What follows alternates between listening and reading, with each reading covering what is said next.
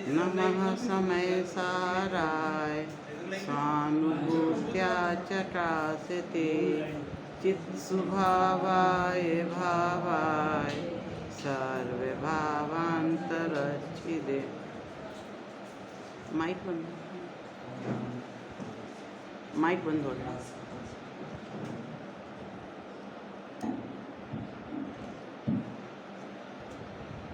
देखो अभी आप जो चर्चा चल रही थी,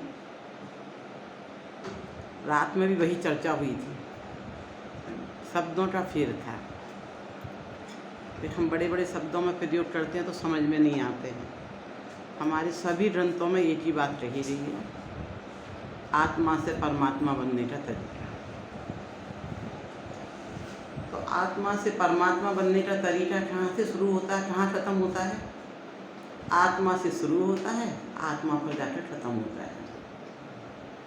पर उसकी पूरी विधि है, यानी आत्मानुभूति से शुरू होता है और आत्मानुभूति पर जाकर खत्म होता है।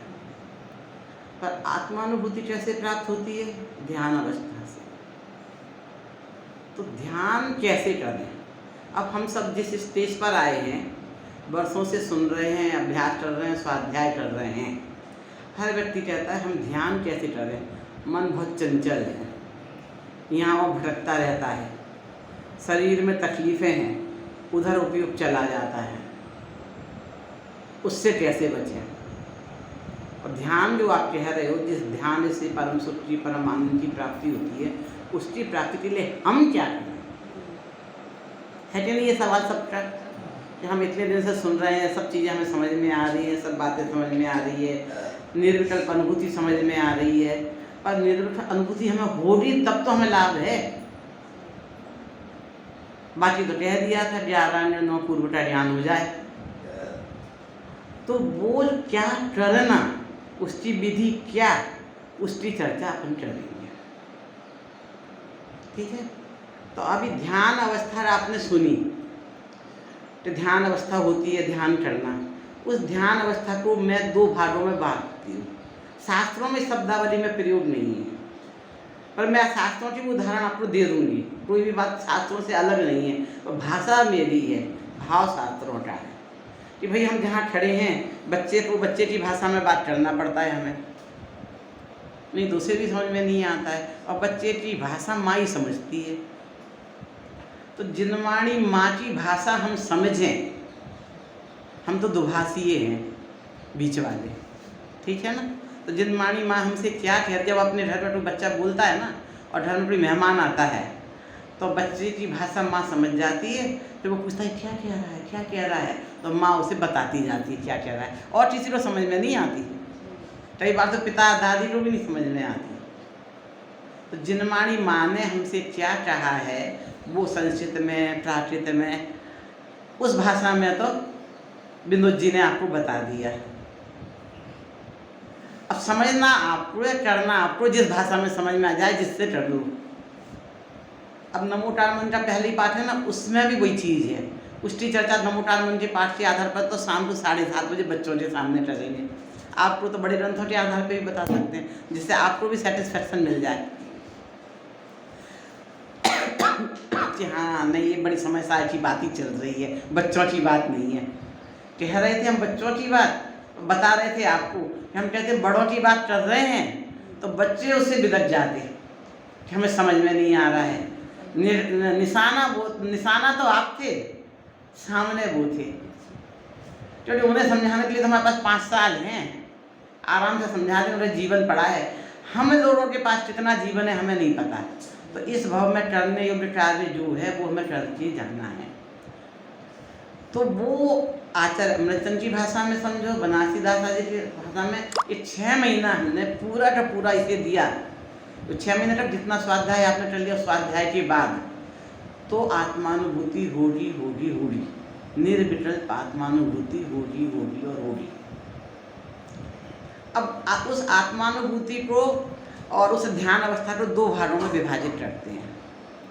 एक ध्यान पूर्व अवस्था, एक ध्यान पश्चात अवस्था, बाद की अवस्था, और एक ध्यान अवस्था। द्रव्य संग्रह में 2 भागों में डिवाइड किया है। ध्यान अवस्था और परम ध्यान अवस्था।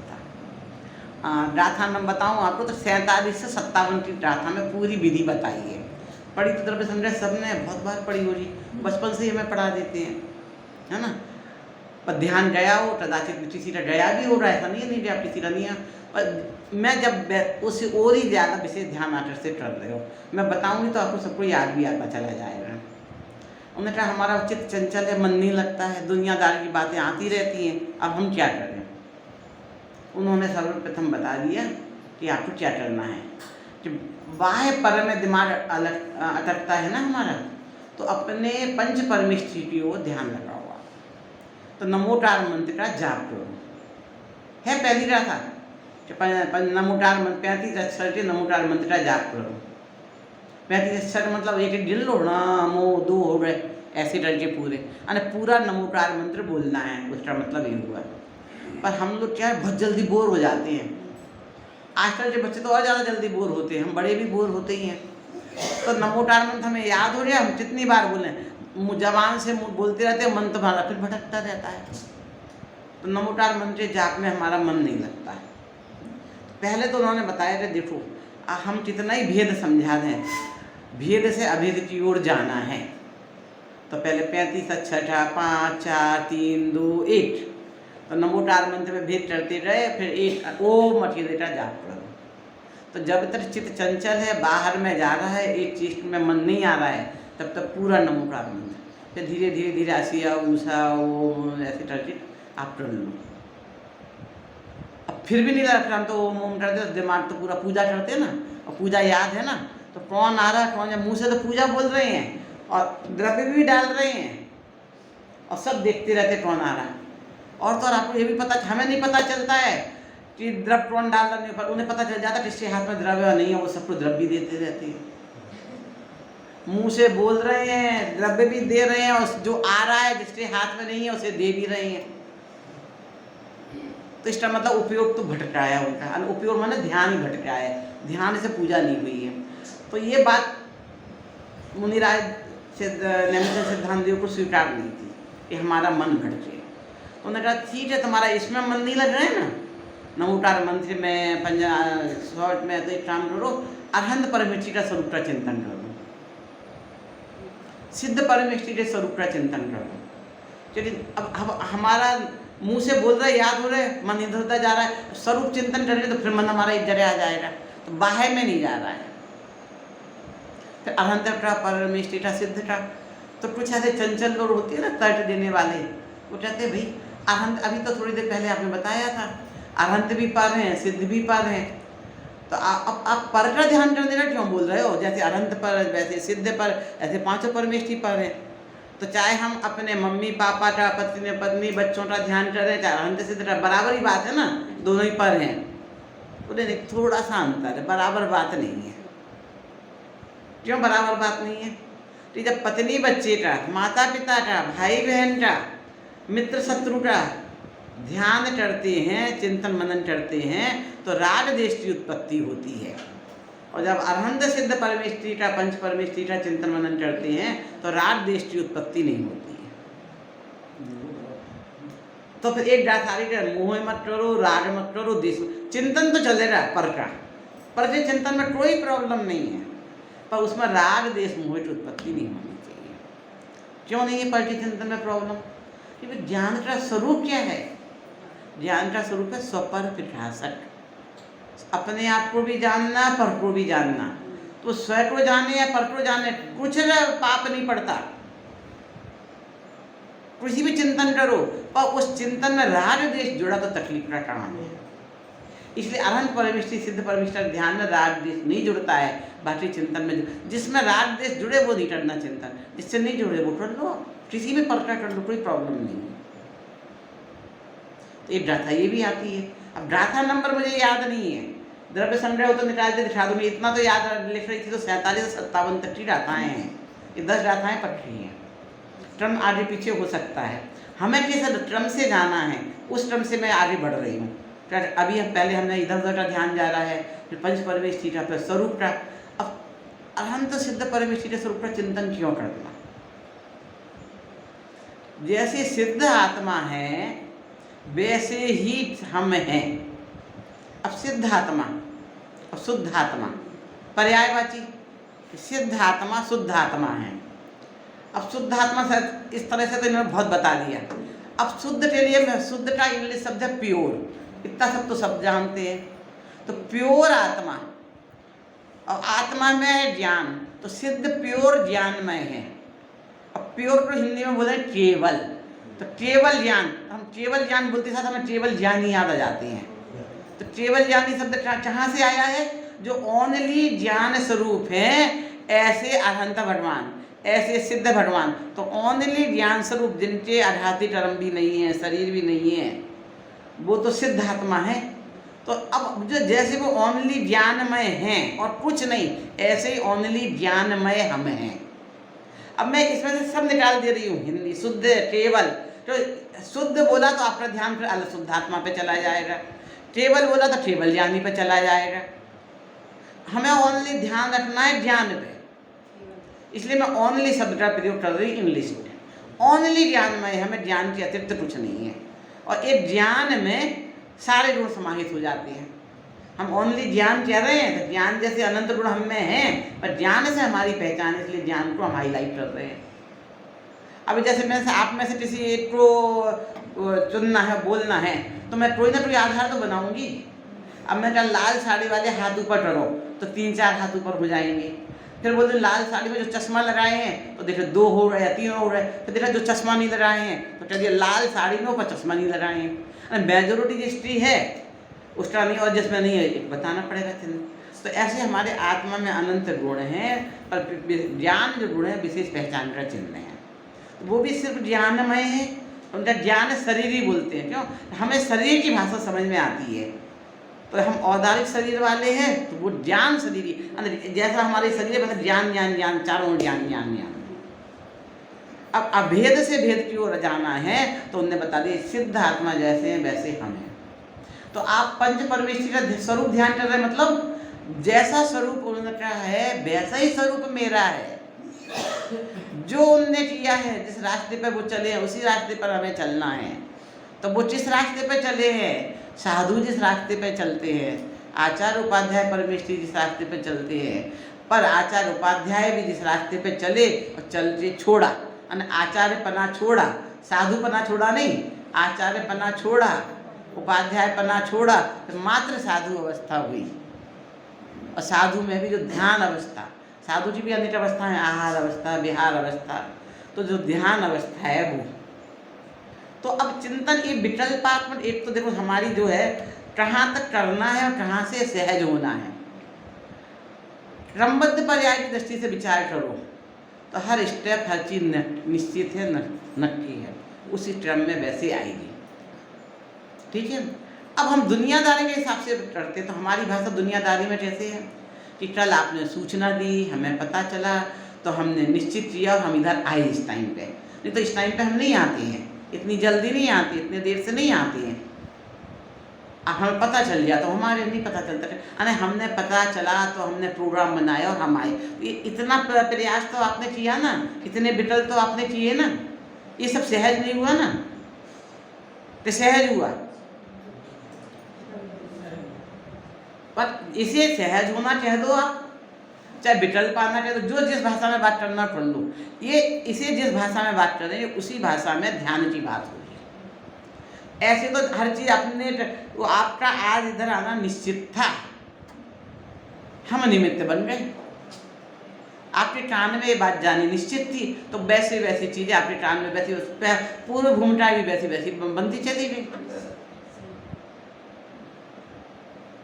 समझ में आया बात? तो ऐसा नहीं है।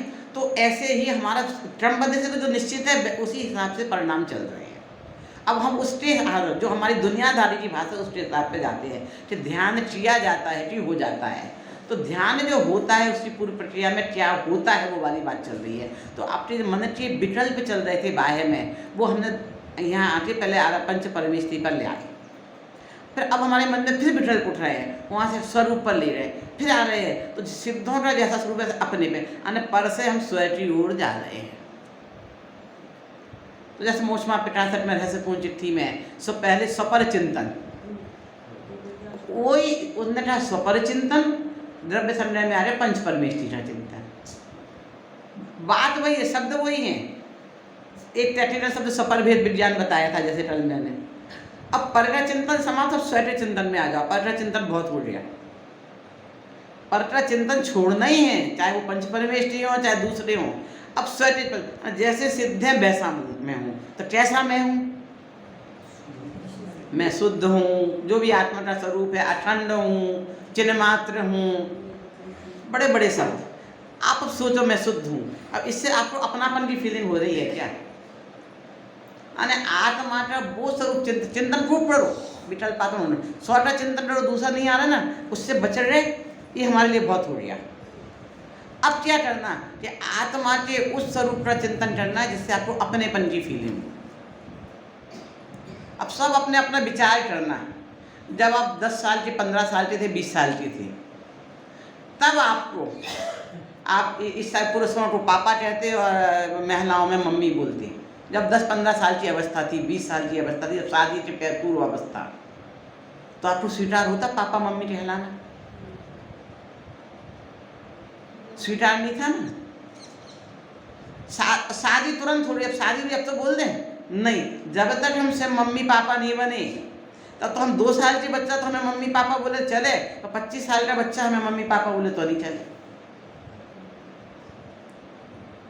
अरे जिस भूमिका में वो भूमिका चलती है ना, हमारा मन ऐसा है ना, तो हम किस अवस्था में है, कब हमें क्या चीज़ स्वीकार होती है वो हमें देखना है। अब ध्यान अवस्था में हम, तो कौन सी अवस्था ध्यान कहलाती है, कौन सी नहीं? तो ध्यान अवस्था में हमें सोचना है। अब वो मम्मी पनीर, 2 साल के बच्चे से मम्मी पनीर अपनापन है हमारा, 25 साल का बच्चा मम्मी बोले तो नहीं है। स्वरूप की विचित्रता है। तो ऐसी आत्मा मम्मी पने में कब हम बुद्धि आई, आंटी पने में कब आई, चाची पने में कब आई, ऐसे आत्मा का वो स्वरूप चिंतन करना जिसमें अपनापन आ रहा है।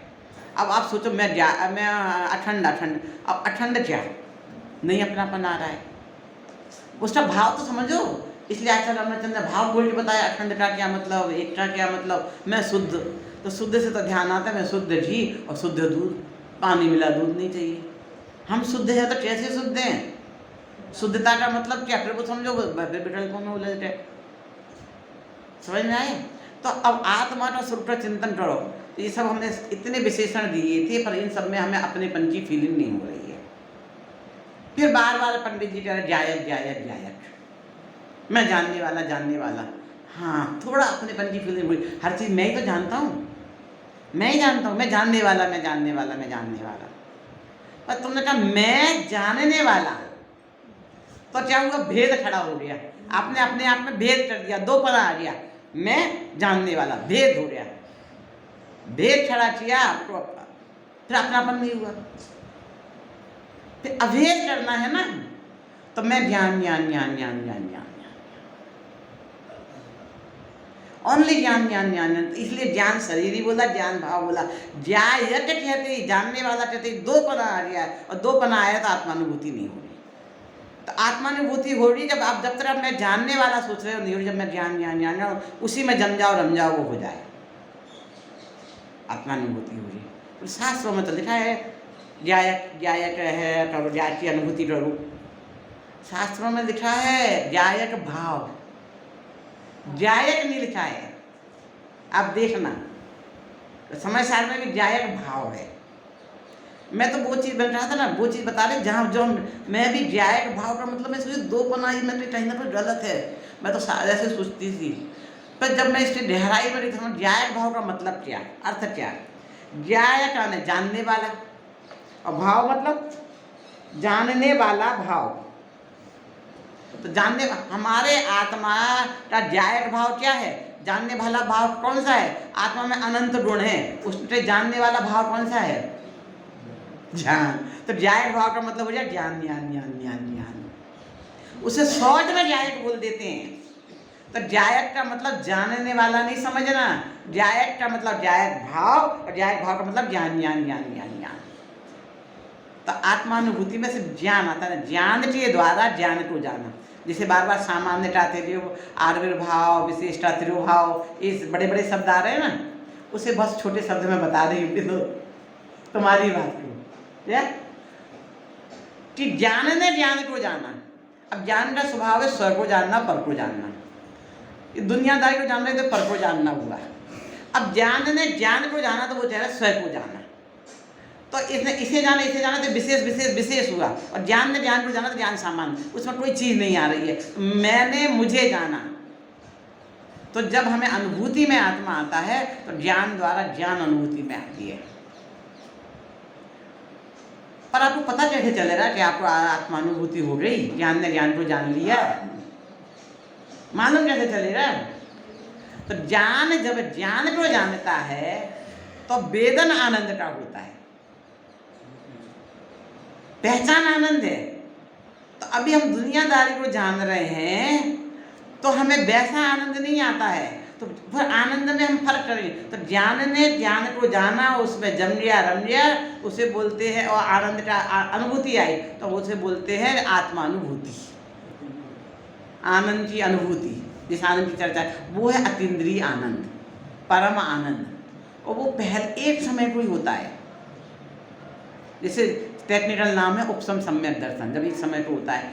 अब वो उपशम सम्यक दर्शन होते ही साथ गिर जाता है, क्यों ना? देखो हमारे क्या है कि हम किसी एक चीज़ को लक्ष्य बना लेते हैं, हमारा उद्देश्य बना लेते हैं, ठीक है ना? तो लक्ष्य की प्राप्ति होते ही साथ हम आराम करने लगते हैं। जैसे एक आपने लक्ष्य बनाया कि हमें सोनागिर की पहाड़ी की यात्रा करनी है, जब तक पहाड़ पे चढ़ रहे हैं, जा रहे हैं, आ रहे हैं, तब तक थके नहीं है। जो अपने कमरे में आए और तब तक चल रहे हैं, चाहे वो आधा घंटा हो, चाहे 1 घंटा हो, चाहे 2.5 घंटा, चाहे 3 घंटा, जो कमरे में पहुँचे और एक बार बैठ गए कुर्सी पे या बिस्तर पे, फिर कोई कहे 1 गिलास पानी दो, तो मैं भी पानी के लिए गिलास दे, पानी दे दो, अब हमसे उठते नहीं बनता। आना मंजिल पे पहुँचते फिर शांत पे हिलते नहीं बनता। सामने वाले को लगता है कि नाटक कर रहे हैं, अभी तक तो अच्छे खासे पहाड़ पे चल रहे थे, 1 सेकंड में तो हिलते नहीं बन रहा। तो ऐसे ही वो लक्ष्य अपना मंजिल पहुंच रहे ना, सारी तकलीफें समझ में आ रही। तो जैसे ये छत पे हम ऊपर छलांग लगाएं तो कितनी देर टिके रहेंगे? टच हो नीचे। तो आत्मा ज्ञान ने ज्ञान को जाना, टच किया, आनंद का वेदन हुआ, संतुष्टि हुई, तृप्ति मिली और डाउन हुई, तो हमारी खोज बंद हो गई। आनंद की खोज में निकले थे, आनंद मिल गया। जब तक उस आनंद में मगन रहेंगे तब तक द्वारा खोज शुरू नहीं होगी। जब उससे तृप्ति खत्म हो जाएगी, उससे फिर द्वारा उसी खोज में निकलेंगे। अब ये है वो ज्ञान ने ज्ञान को जाना, वो है निरंतर आनंद। ये द्रव्य संग्रह की विधि, और ये अब हमारे मन से जा रहे हैं इस वो ध्यान अवस्था से परम ध्यान। तो परम ध्यान अवस्था में पहुंची, उसका भी स्वरूप इसमें बताया है, ध्यान अवस्था का भी स्वरूप बताया है। तो जो पहुँचे हैं वो अवस्था कैसी है और कैसे पहुँची उस पर, जैसे आप बोलते हो निर्विकल्प अवस्था, विकल्प रहित अवस्था। तो विकल्प का स्वरूप क्या है? उन्होंने बोला मन शरीर से कुछ करो मत, वचन से कुछ बोलो मत, और मन से कुछ सोचो मत। ये परम ध्यान अवस्था है। और ध्यान अवस्था में क्या बोला कि आप मन से सोच रहे हो, विकल्प अवस्था है, पर वो सोचना राग देश रहित होना चाहिए, और दूसरा इच्छा रहित होना चाहिए। एक गाथा में राग देश राग नहीं करो, देश नहीं करो, और एक में आया इच्छा नहीं करो। निष्प्रय भाव से विचार आना चाहिए, परते विचिंतन चले पर निष्प्रय भाव से, इच्छा रहित, चाहत रहित पर का चिंतन है तो कुछ प्रॉब्लम नहीं है। ये चिंतन वाली अवस्था है, विकल्पात्मक अवस्था है। अब चिंतन रहित अवस्था में उन्होंने बोला मन से कुछ सोचना नहीं है, वचन से कुछ करना नहीं है, क्रिया से शरीर से कुछ करना नहीं है। तो ध्यान अवस्था में हम क्या करते हैं? ध्यान बैठना है तो क्या करते हैं कि भाई एक जगह शांति से बैठ जाओ, ऐसे हाथ पर हाथ रख लो, जैसे हिले नहीं। ऐसे हम ऐसे हाथ रख के बैठे, क्या नुकसान है? ऐसे हाथ क्यों रखना? ऐसे रख लेंगे, ऐसे रख लेंगे, ऐसे कर लेंगे, नहीं। क्यों? इससे ध्यान हटाओ, ये हो जाएंगे, यहाँ से ध्यान हटाओ, ऐसे हो जाएंगे। जब नींद भी आ जाती है ना, ऐसे मतलब यूँ हो जाते हैं, हो जाते हैं। ध्यान हटा तो ऐसे रखेंगे तो हाथ हिलेंगे डुलेंगे, शरीर धीरे धीरे। तो ध्यान शरीर से हटाना ना, जब तक शरीर पर ध्यान है टिका रहेगा ऐसी अवस्था नहीं चाहिए। और वाणी से कुछ बोलो नहीं, अब जैसे हमने ये तो कर लेते हैं, हम कई बार एक जगह बैठ जाते हैं, कर लेते हैं, पर मन तो फिर दौड़ता रहता है, चंचल घोड़ा है, उस पर लगाम कैसे कसें? अब घोड़ा तो है नहीं, घोड़ा जैसा बनाया है, लगाम भी कैसे कसेंगे? अरे मन को लगाम कसने के लिए मन में कुछ नहीं करना है, तो कहाँ करना है, कैसे करना है, ये बताओ। इधर ये अंधेरा हो रहा है, इसे दूर करना, तो मैं इतना हाथों से दूर कर रही हूँ, अंधेरा जा ही नहीं रहा है, झाड़ू दरवाए अच्छे से, डस्टबिन करवाएं, दूर हो रहा है। आप कहते हैं उजाला करो, रोशनी करो, यानी अंधेरा दूर करने का तरीका क्या है? रोशनी करना। तो ऐसे ही मन पे कंट्रोल करने के लिए मन में कुछ नहीं करना है। अब मन का कंट्रोल क्यों नहीं है? मन क्या सोच रहा है, वो अपने मन के चिंतन पे जाओ, सब अपने अपने बारे में सोचो। मन क्या सोच रहा है कि हमें यहाँ से वहाँ जाना है, खाना है, पीना है, यानी शरीर की क्रिया के बारे में सोच रहा है। सुबह से लेकर शाम तक मैं क्रिया किया शरीर की, तो शरीर के बारे में सोचना बंद करो। शरीर को जरा स्थिर किया तो शरीर की क्रिया बंद हो रही, शरीर के बारे में सोचना बंद हो गया। 50% मन का काम खत्म, विकल्प खत्म। बाकी टाइम हमारा किस में जाता है? गपशप में, बोलने में। अब किसी से क्या बोलना उसके लिए सोचना पड़ता है। सोचना पड़ेगा कि नहीं सोचना पड़ेगा? किसी की बुराई करना है तो भी सोचना पड़ता है और ज़्यादा, किसके सामने करूँ किससे नहीं, इनके सामने बता दी, इसने उसे बोल दी, मेरी पोल खुल जाएगी। किसकी भलाई करूँ कैसे करूँ तो भी बताना, सोचना पड़ेगा। तो मन दौड़ रहा है, कैसे इसे बुरा करूँ कैसे अच्छा करूँ। तो आपने बोलना बंद कर दो, मौन ले लो, अब मन का काम फिर बंद हो गया। अब मन करेगा, मन से शरीर की क्रिया करना नहीं है, बोलना नहीं, अब मन करेगा क्या? मन जो करेगा होने दो। मन को राग नहीं करना, द्वेष नहीं करना, सोचना नहीं, तो जो मन में आएगा आने दो, उससे कोई तकलीफ नहीं है। ये आप सोच रहे हो, इच्छा पूर्वक सोच रहे हो, राग द्वेष पूर्वक सोच रहे हो, उस मन पर कंट्रोल करना है। अब बाहुबली खड़े हैं, शरीर की क्रिया कर रहे हैं नहीं, आहार के लिए जा रहे हैं, आहार नहीं है तो निहार नहीं है, आहार है तो फिर निकलना पड़ेगा, निहार है तो उठना पड़ेगा, तो एक जगह खड़े हैं। तो उनका ना उसमें विकल्प भी नहीं चल रहा है। फिर जो विकल्प चल रहा है, जो स्वेटर जानना हो, पलटा जानना हो, इच्छा रहित हो रहा है, उधर कोई तकलीफ फर्क नहीं पड़ रहा है। तो जब ध्यान, तो जो वो 1 साल खड़े रहे, वो ध्यान और परम ध्यान अवस्था में झूलते रहे। परम ध्यान अवस्था उनको आई नहीं, लगातार अंतर्मुख तक, और ध्यान अवस्था से विचलित हुए नहीं। तो जब परम ध्यान अवस्था में जाते और फिर बाहर आ जाते, जब लगातार परम ध्यान अवस्था हुई तो मुझसे दे गए। भरत जी ने क्या किया? कपड़े उतारे और लगातार फटाफट परम ध्यान अवस्था में चले गए, सीधा अंतर्मुख लगातार। वो उत्कृष्ट भाव इस समय आना चाहिए। 1000 साल लग गए आदिनाथ को, इसी ऋषभदेव जी को कितना साल लगे? 1000 वर्ष में हुआ ना तपस्या की। बाहुबली जी को 1 वर्ष लगा, और भरत जी को अंतर्मुख लगा, तो सबको अंतर्मुख थे केवल ज्ञान होने में, उतना उग्र पुरुषार्थ उतने समय में उनको हुआ। तो परम ध्यान अवस्था कौन सी? मन से सोचो मत, वो विकल्प रहित अवस्था। तो अंतर्मुख रह जाए तो हम संसार में नहीं रहेंगे। विकल्प तो हमारे चलने वाले हैं, अभी विकल्प आकर घूमता तो रहने वाली है, पर थोड़े से समय के लिए निर्विकल्प हो जाए तो आत्मानुभूति हो जाए। अब ज्ञान को जान लिया तो मन की क्रिया बंद, तो हमारी तुम्हारी मन की पूरी क्रिया बंद नहीं हो सकती है। तो जो जहाँ मन रहित, बंद से कुछ नहीं, शरीर से, जहाँ से वाणी और शरीर की क्रिया नहीं है, वो ध्यान अवस्था। और जब में मन की क्रिया भी, वो परम ध्यान अवस्था, मन से विकल्प भी समाप्त हो रहे, और वो सारा पुरुषार्थ मन की विकल्प रहित अवस्था के लिए है। तो अब हम एक जगह खड़े होना, ये प्रतिज्ञाबद्ध रूप से हो रहा है, बोलना नहीं है, ये भी हमें अपने प्रतिज्ञा लेनी पड़ेगी। फिर सब ऑटोमेटिक क्रिया में चला जाएगा, मन ऑटोमेटिक सोचेगा, पर के बारे में सोचेगा, और चिंतन करते करते कब विकल्प से निर्विकल्प हो जाएंगे, हमें पता सहज हो जाएंगे। उसके लिए अलग से कोई पुरुषार्थ नहीं है। जो कहते हैं आत्मानुभूति सहज होती है, निर्विकल्प अनुभव सहज होता है, तो उतना हमारा पुरुषार्थ है एक जगह खड़े होना। फिर बाकी जो कर रहे हो, करना बंद करना है हमें। जिस करने को, कर्ता बुद्धि को पुरुषार्थ मान रहे हैं, वो छोड़ दो, सहज रूप से जो जानने में आ रहा है आने दो।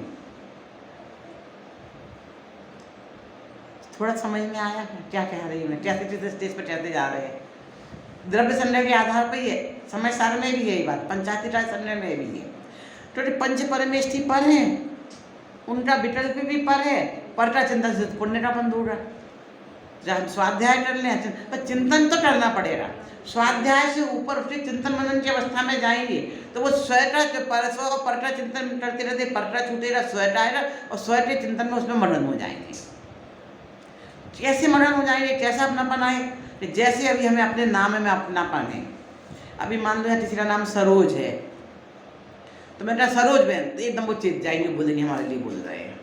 और किसी का नहीं है तो सब निष्प्रय भाव से बैठे हैं। तो ऐसा ही अपनापन जैसा सरोज में, विमला में, नरेश में, सुरेश में, वैसा अपनापन आत्मा में, शुद्धात्मा में हो। बोला आपसे आत्मा बोलो, शुद्धात्मा बोलो, तो एकदम हमारी चर्चा चल रही है। अभी ऐसे आत्मा शुद्धात्मा करते ऐसा लगता है किसी दूसरे की बात चल रही है। अभी ऐसा कह दो सब महिलाएं ऐसी होती हैं, सब पुरुष ऐसे होते हैं, किसी को कोई तकलीफ नहीं। अरे 10 बुराइयां कर लो, पर एक पुरुष का नाम ले दो, एक महिला का नाम ले दो, इसमें ये बुराई है, आप कैसे कह सकते हैं? आपने मुझे देखा है क्या? पहली बार तो देख रहे हो आप, तो मुझे पहचानोगे भी नहीं बाहर जाओगे तो मेरे बारे में कैसे बोल रहे हो?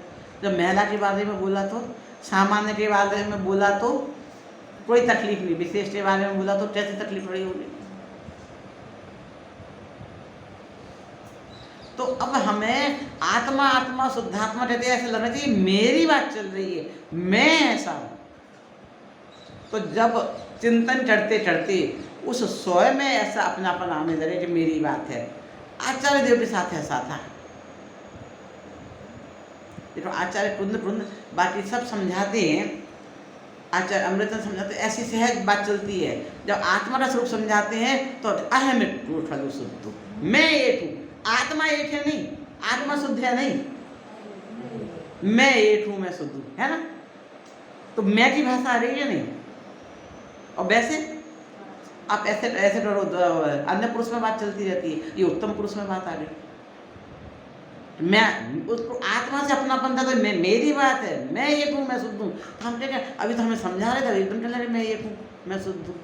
अरे आत्मा की बात है, मेरी बात है, मैं उसमें जमना।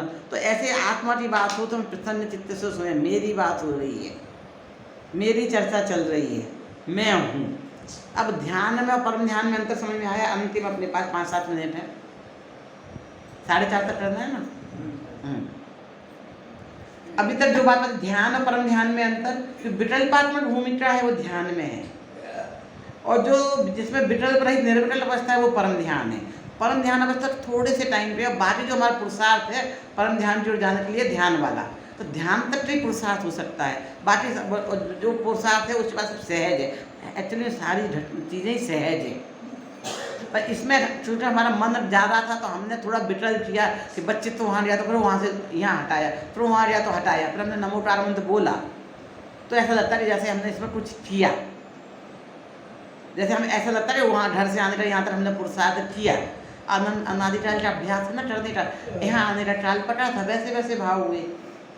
तो जब आत्मानुभूति का, जब करण लब्धि का काल पटेगा तो वैसी विशुद्धि लब्धि हो रही, वैसी देशना लब्धि हो रही, वैसे भाव हो और वैसे हमारी बढ़ जाएंगे। तो ये जो हम पढ़ रहे हैं, जो सब शास्त्र में, समय सार में, प्रवचन सार में, नियम सार में, परम ध्यान तक जाने के लिए और पुरुषार्थ में ध्यान अवस्था से करना है। अब हमें चिंतन मनन का अभ्यास करना है। ये सारे कार्य देशना लब्धि में होते हैं। देशना लब्धि की बहुत स्टेज है। सुनना, सुन के समझो, तो 2 कार्य तो आप यहाँ बैठे बैठे कर सकते हैं, सुना और समझा। वो हम बता सकते हैं, नहीं समझ में आता फिर बार बार आपको बता दें। इसके बाद में आपको काम अकेले करना है, ध्यान मंदिर में जाए, फिर उसमें समूह नहीं चाहिए। फिर जो आपने सुना उसे शांति से विचार करना है। ध्यान मंदिर में जाकर करो, अपने घर में करो, और हमारे विकल्प उलझे नहीं, शांति में रहे। हम ध्यान मंदिर में जाएंगे तो मोबाइल ऑफ कर देंगे, घर में रहेंगे तो मोबाइल चलते रहेंगे, समझ में आया? तो कोई ना कोई आके टोकता रहेगा, वहाँ जाके आके डिस्टर्बेंस नहीं रहेगा। ध्यान मंदिर में जाने की जरूरत इसलिए डिस्टर्बेंस ना हो।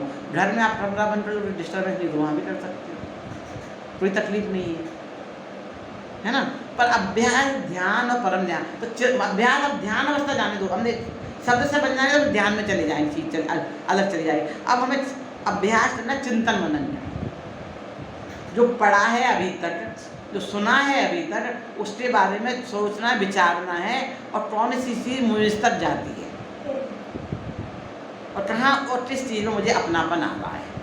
जरूरी नहीं है किसी ज्ञान में, हर किसी चीज़ में अपनापन आए, पर उस शुद्ध आत्मा में, उस प्योर आत्मा में, उस प्योर ज्ञान में अपनापन की फीलिंग जरूरी है। उस अपनेपन की फीलिंग का नाम आत्मानुभूति है।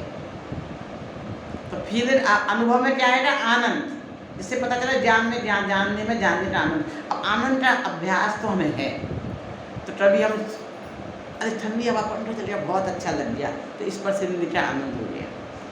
खाने में, अरे आज तो खाने में मज़ा आ गया, बहुत स्वादिष्ट खाना था, अरे आज तो मज़ा नहीं आया, रसना इंद्री का आनंद।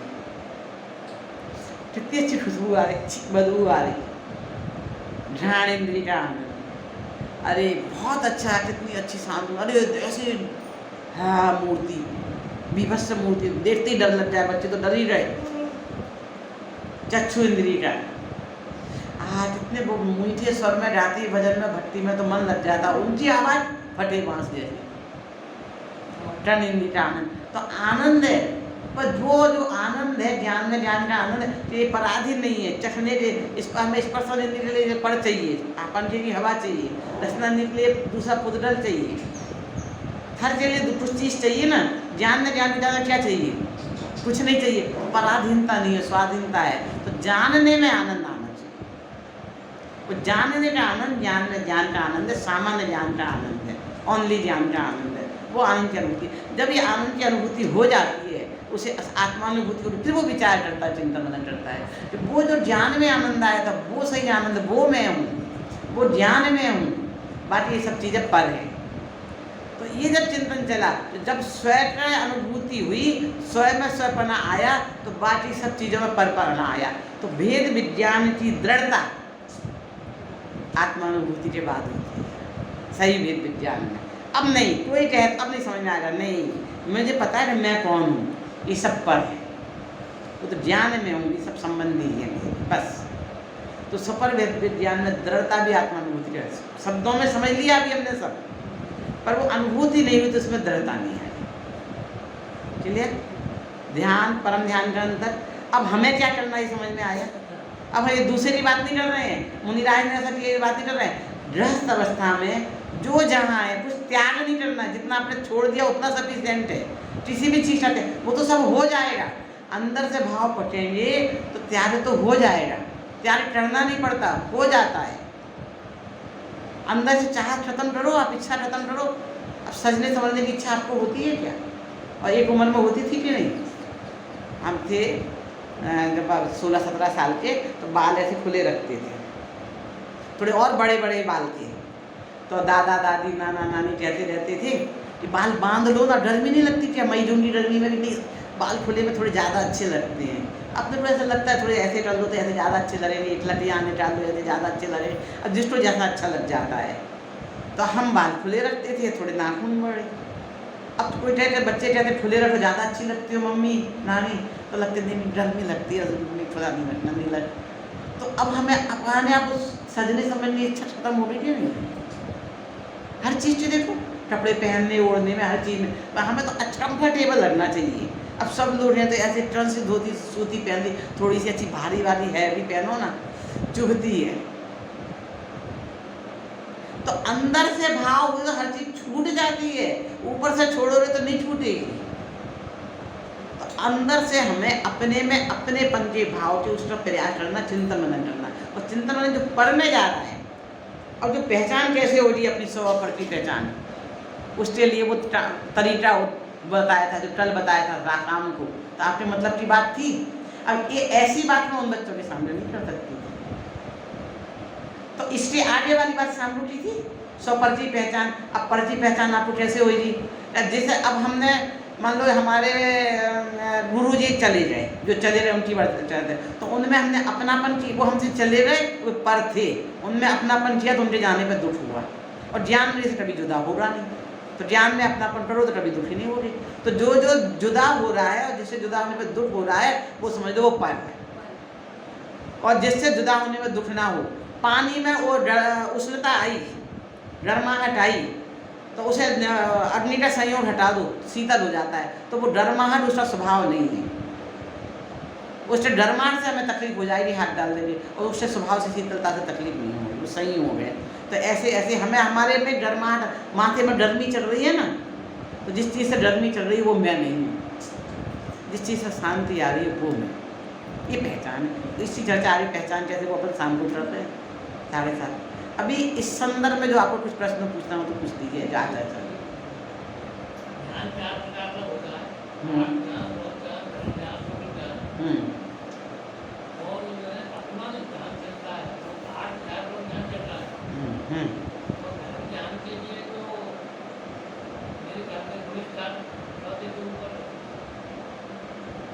हाँ, और शुक्ल ध्यान अभी होता नहीं है, तो निश्चय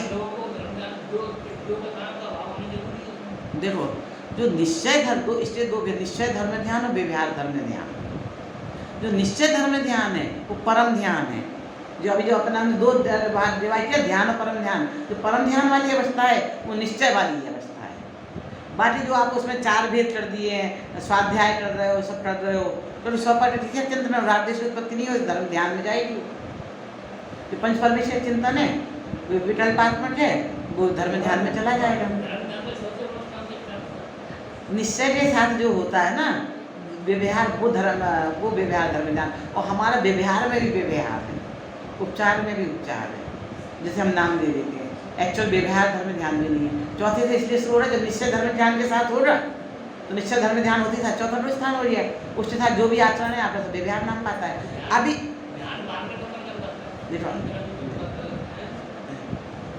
देखो भाई, एक अलग चर्चा है ना। अब जो आपने प्रश्न किया ना, जैसे अभी हम सब कर रहे हैं, स्वाध्याय कर रहे हैं, सब कर रहे हैं, ये धर्म ध्यान के भेद में तो है, पर ये व्यवहार धर्म ध्यान भी नहीं है। क्यों नहीं है? क्योंकि निश्चय के साथ यही सारी क्रिया यदि आत्मानुभूति हो रही तो ये सब व्यवहार धर्म ध्यान नाम पा लेगी। और निश्चय धर्म ध्यान हो रहा तो ये सब व्यवहार धर्म ध्यान है, और नहीं हुआ तो सिर्फ सिंपल ध्यान चल रहा है आपका। जो आपने प्रश्न किया ना निश्चय ध्यान और ध्यान, तो निश्चय के तो चाहे निश्चय आवश्यक हो, जो सुबह चर्चा चल रही थी, व्यवहार से 6 आवश्यक है, 6 में 6 रूप है, निश्चय से तो एक ही आवश्यक है। निश्चय का स्वरूप तो एक ही है, निश्चय का रत्नत्रय तो एक ही है, निश्चय से जानना तो एक ही है। और निश्चय से तपना, इच्छा निरोधा तपा, इच्छाओं का निरोध तप है। व्यवहार में ये सब तपना कहलाता है। निश्चय का तो स्वरूप एक ही है, आत्मलीनता है, जो भरत चक्रवर्ती ने की थी अंतर्मूर्त। पर वो अंतर्मूर्त उसके लिए भी मुनिराज बनना कंपलसरी है। वो भरत चक्रवर्ती छोड़ते अंतर भरा, हम कहें कि हमें भी भरत चक्रवर्ती जैसा करना है, पर हम गृहस्थ अवस्था में जाके कर लें। जो काम मुनिराज ने भरत चक्रवर्ती नहीं कर पाए, वो चक्रवर्ती रहते रहते मोक्ष नहीं मिला। जब सारे कपड़े उतारे, सब कपड़े उतारे, मतलब जो परिग्रह का राग था, विकल्प था, अपनेपन का राग था, उसका त्याग किया। वो त्याग करने के बाद अंतर्मूर्त में अपने मूर्खता से चले जाता हो जाता है। पर मुनिराज बनना कंपलसरी है, निरंतर तर पर एक भी परिग्रह नहीं हो, उसकी सब स्टेज है। तो आत्मानुभूति से धर्म का आरंभ होता है। तो आत्मानुभूति सम्यक दर्शन का आरंभ होता है, सम्यक दर्शन होता है। तो चौथे गुरुस्थान से धर्म का आरंभ हुआ, फिर धीरे धीरे धीरे इसमें वृद्धि होती जाती है। ये तो जल्दी जल्दी होता है, थोड़ा समय में भी वृद्धि होती है, उग्रता आती है। जैसे चीनी, एक गिलास में एक दाना हमने चीनी डाला तो मीठा तो हुआ, पर 1 गिलास पानी और इतनी सी चीनी दाने डाले तो उसमें मिठास पता नहीं चली। फिर 2 दाने डाले, फिर 3 डाले, फिर 1 चम्मच डाले तो मिठास का स्वाद आया। तो ऐसे आत्मानुभूति उपशम समय दर्शन होता तो एक समय के लिए हुआ। फिर जैसे जैसे गुरुस्थान बढ़ता है ना, तो आत्मानुभूति में भी वृद्धि होती है। फिर जब आत्मानुभूति में वृद्धि होती है तो बाहर में त्याग के भाव आते हैं।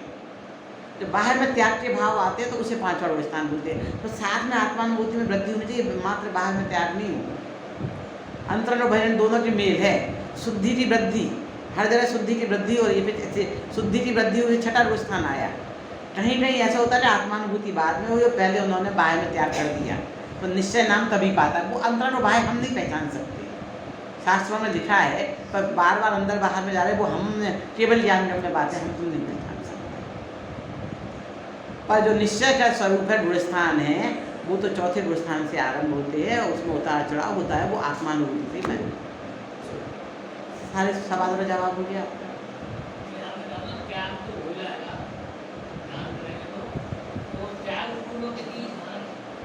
अब देखो, आपने प्रतिज्ञा नहीं ली कि मैं बाहर, आप ध्यान करने, बाहुबली ने प्रतिज्ञा ली थी कि मैं 1 साल तक नहीं जाऊंगा।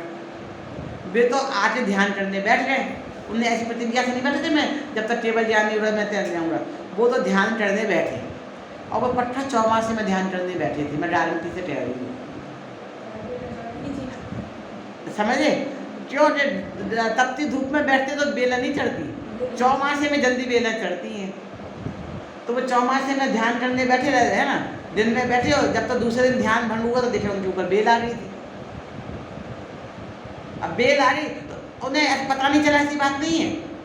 परम ध्यान अवस्था गई, ध्यान अवस्था आई तो उन्हें एहसास हुआ, उनने सोचा कदम बढ़ाएं हम बाहर, तो नहीं, हमें दूसरे को कष्ट देकर कदम नहीं बढ़ाना है। तो फिर अंतर में चले गए, और वो उन्हें वो उसे हटाने का विकल्प भी नहीं आया, वो और चढ़ती चली गई।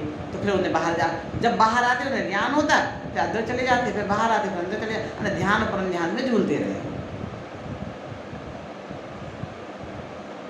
ऐसा।